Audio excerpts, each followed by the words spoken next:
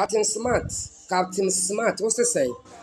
Captain Smart, what's the saying? What's Obi Obeto Abama NPP ni bi NPP bi a ya aboa. Uma me na ya aboa. Captain Smart, uma me na ya aboa. Wankasa. Uma me ko hwini, kwasi ampanyi uma me na ya aboa. Obi Obeto Abama NPP ma. Ho na ne uma me se. Kofra uma me bra uma me a odi ma sika jeje ma ntoma. Ade koma uma me adwuma be na oye Captain Smart. Me no uma me anum baako me ensa. Aboa funu wo ya akola na wo ye panyi wo nim se obi a wonya 60 years kwase abema wo fi se wo ya yenja wuti Captain Smart wo ya aboa pa kwase a wuti kumase nya masika na wo jeje wo dada ma se obeware na wadi o musika na odwani free kumase Captain Smart wo ya wana radio station na abafu na wo anya bi na wote so kwase a wo maame na wo papa ne yonko ni NPP panyi bi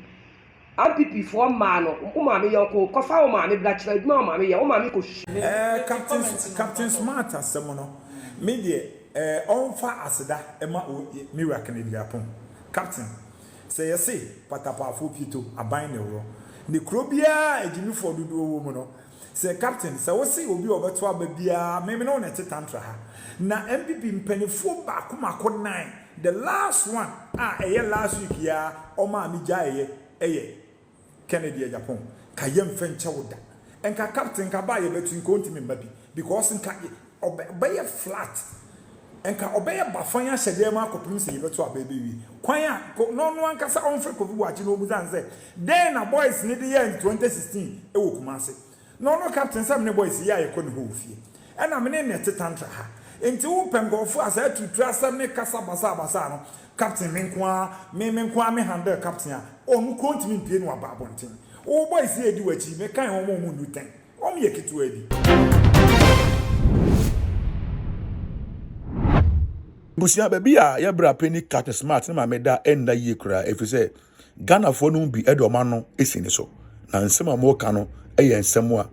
echen kuri na ama ye bapo akompre kon Canada Japan enso ni hu abegin sensen mu bi ne nyina ye Captain Smart nsema okaka yese nipa bi obeto abadama NPP bia no wo ya aboa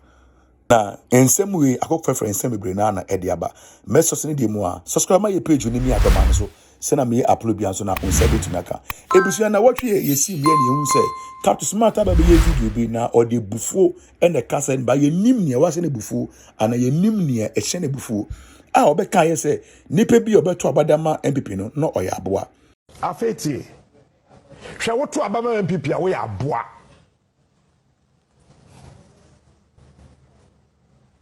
I want to repeat this statement.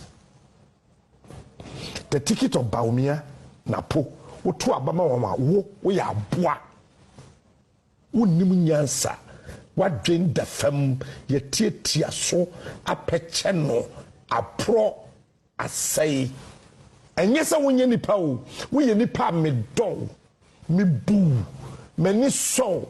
me kondon na emom no wo yesa se obi ndo oman a onye nipa oye kwase a se obi ndo oman a onye nipa oye beast abo ene nsem binim a wedi kan aka ma gingyefo eni biro ne so ma mu ye press conference de hihye bi gu akwan mu se e wo se media general fo emfa Captain Smart emfa makwan so ana se on betwe na so no o ma hye ne se onjai ne kasaye bi a eya okan media general to take immediate action to mete out appropriate sanctions to Mr. Smart. This will not serve as a deterrent to others, but will enhance public confidence in the media organization as an organization that detests unprofessional conduct. In West Africa, Ghana is the oasis of peace, and this needs to be gathered at all costs. We stress the point that the media industry plays a critical role in ensuring the protection of national peace and security. We therefore urge all to conform to the tenets and standards we have set for ourselves in ensuring that everything we do is in conformity with the laws of the country and the ethics of our profession in order not to plunge our country into needless chaos as happened in Rwanda 3 decades ago. We must also be guided by the fact that we are fast approaching the general elections in December with a political atmosphere already charged. Therefore, it is important to be sensitive to the fact in these times the least incitement could lead to an explosion. We must jealously guard the peace we are enjoying as a nation. The GJ Giba Print Park Media Foundation for West Africa, a new media association, therefore caution all journalists, media practitioners, and media organizations to be cautious of their utterances and reportage on their platform to save the country from slipping onto the path of violence with its attendant consequences. It is important to note that this caution is not a gag on the right to free expression, given that there are decorous means and avenues for journalists and citizens to express their opinions loud and clear. I want to assure you all that we remain resolute in our defense for media freedom, and that requires us to also champion media professionalism. We'll take this opportunity to also caution the media on the need to fact check. Recently, we were embarrassed by the third event emanating from one Chef Smith reportage. We want to take this opportunity to advise all the media that henceforth, apart from corporate bodies, political parties, and identifiable groups, any persons or group of persons that invite the media for a press conference, editors must do well, need to carry out background check to ascertain their veracity before they assign. We remain resolute once again in our defense for media freedom, and will do everything to rise against anyone who wants to gag the media. May God bless our nation, Ghana, and continue to make her great and strong. Thank you all. GGFO chiremua omode Ghana fato ho ma other African countries say entoka bebre si wo other African countries Ghana di ebinsi ye na ekwan fa so man tokwa si wo other African countries so na ye media fo ye na de sa entokwa ne ba every say omo sen kanye bi omo kan ye no e di ebufuo ene mentemi ho ase ba ye ene matemufo so no so ne kofa entokwa ba omanimo na yenim se ye bra peni Captain Smart so kasa odi ebufuo odi enibre odi niede ne kasa but yentumi hu se ne nsem kan na oka no eye trend na ope ana eye nokura wonim no e no de ayamhwehye ana de enibre e kasa nokura no Captain videos oye ama bebrina are reacted to the extent say ne ma me krampo o tene ba bedwe ne ho enso age ne punches. Captain Smart what's the say? Captain Smart what's the say? What's obi obeto aba ma NPP ni bi NPP bi a o ya aboa umame na ya aboa Captain Smart umame na ya aboa wankasa umame ko hwini kwasi ampanyi umame na ya aboa obi obeto aba ma NPP ma hwana ne umame se kofra umame bra umame a odigi ma sika jeje ma ntoma ade koma umame adwuma be na o ye Captain Smart mi no umame anum baako miensa aboa funu wo ya akola na wo ye panyi wo nim se obi a wonya 60 years kwasi abema wo fi se wo ya yenja wuti Captain Smart wo ya aboa pa kwasi a wuti kumase nya masika na wo jeje wo dada ma se obe ware na wadi o musika na odwani free kumase Captain Smart wo ya wana radio station na abafu na wo anya bi na wote so kwasi a wo maame no papa ne yonko ni NPP panyi bi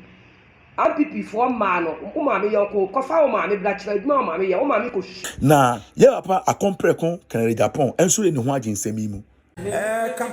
Captain Smart asem no me de onfa aseda ema miwa kan Agyapong Captain say you say patapafo pito aban ne woro ne krobia ejimi for dudu wo mu no say Captain say wo say obi obeto ababia me no na tetantra ha na NPP mpanifo ba komako 9 the last one last week ya oma mi jaye Kennedy Agyapong kayem fenche woda enka Captain ka ba ye betu nko ntimi mbabi because nka obeye flat enka obeye bafan ya hyede ma akopim se yebetu abebe wi kwan a no anka sa onfre kofi wachi no muzan se then na boys ni de year 2016 ewo kumase no Captain sam ne boys ya ye ko ne ho fie ena me ne tetantra ha enti wo pengofo asa tutu asam ne kasa basa no captain me handle captain on continue pie no ababonten o boys here di wachi me kan ho mo nu ten o me yekitu adi so what I say enti kasa bi wo ha ama ko sin penifo atufu nti we dey ana me ka say general secretary fo ebedi NPP so no o ma me de tu o manim nyina nipa penifo be mienu pa na support o NPP o me good o penifo be mienu pa na support o me o say okay the last one the general secretary nyo o see na say mankasa NPP for the nsama mo kan no so chen the captain smart ken mo ye we ya mo nim ho atam nchen sa but the Kennedy stated the same thing said me all can say mo jimi no enye the same thing na mo ye more than that into o kan what new mama NPP for mo de mo no enti me ntani Kennedy ano asem of da na ka captain ko be hu say me ma na bi di de bi achi en ko be hu say me ma e wo kroma no e bi di de bi achi but sankofo ne kasa enti no say actually yenyano no ni nam ni baby nanko sorry 3 or sorry 2 ana badwuma ko be hu say ekroma watchdog wa ha na wo ko wo vigilante the say one say we wadun so obedi nkwasa sama ye o memo me yankwasa sam chen wo di enti wo be sia na wo sia fo wo be steady ni wo hu say no baby ana obi ho a wo kan ebi mo say wo ma crash ebusia mesrew sene ensem ni sifa kono onso de wadwen kire ebeto bonten ni ehu se captain sema o kan no kra na o kan ana se eyibufuo na wo hye nkrofo ana se yawodie bi wonimu ena ma wode kansa ne nsem no ebi kire mu a so pese otobama NDC a who cares sanso na pese to man people nso a who cares na denti na wo say what decide so beto abadama NDC no wo pese o chese de beto abama NPP anso no aboa ebusia also fa comment eto abonten new how a wogi say yes nsem na fe didi mu a subscribe my page we let me adoma na so send me upload bia so na on sabeti maka I too much age akra